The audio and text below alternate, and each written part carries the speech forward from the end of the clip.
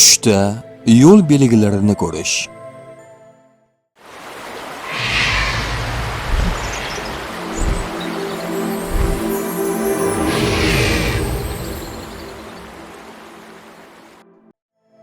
Yo'l belgisi tushda ko'rinsa, bu hayotingizda biror qabul qilish yoki yo'l tanlash arafasida turganingizni bildirishi mumkin.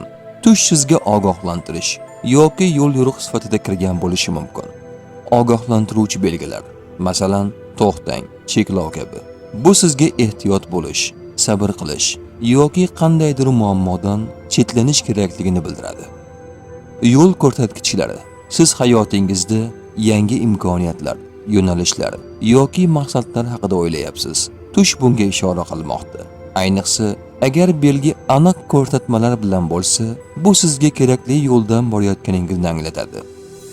Belgilar chalkash yoki tushunarsiz bo'lsa, bu sizning ong ostingizda noaniqlik, ikkilanma, qaror qabul qilayotgan holat borligini bildiradi.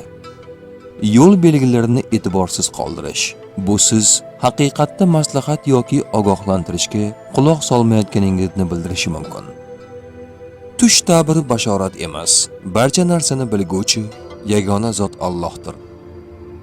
Ko'rgan tushlaringiz ta'birini bilmoqchimisiz? Unda kanalimizga obuna bo'ling.